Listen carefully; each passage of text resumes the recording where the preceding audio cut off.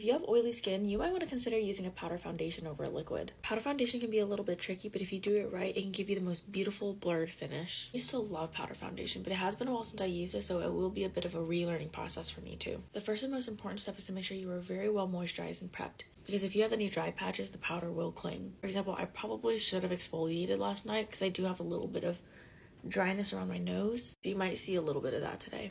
After you prime your face, I use the Danessa Myricks primers today. You're going to go in with all your cream products, so that's concealer, contour, and liquid blush if you use it. In a way, this is kind of like underpainting before a powder foundation. You want to make sure you blend out your cream products well, because as soon as you apply the powder foundation, it basically like freezes it in place. I'm going to be a little bit more heavy-handed on the contour because again, this is kind of like underpainting, so you want more contrast because there's going to be another layer on top and you want it to come through. And same with the blush, I'm being just a little bit more heavy-handed than usual. So when you apply the foundation, you can either use the pad that comes with it and swipe it directly on your skin. That's going to give you a lot more coverage, or you can slowly build it up with a foundation brush. But I've also seen people go in with a powder puff to apply. I personally want more coverage today, so I'm going to use the powder puff method. I'm using light tapping motions and kind of just building it up.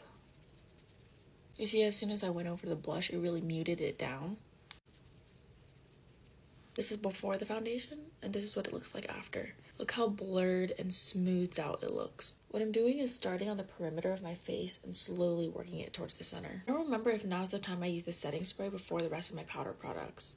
We're gonna do half and half. So this half I'm gonna spray my face first, and then this half I'm gonna spray after. Wow, setting the spray melted everything together so nicely. Now I'm gonna apply powder, bronzer, and blush across the whole face.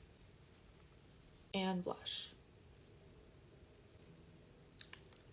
Now I'm gonna set this half of my face. I'm sorry, this part is just cracking me up. That mirror is doing absolutely nothing for me. I don't even know I was holding it up like that. Just finished the rest of my makeup, and as a last step, I'm gonna go in one more time and lightly set my face.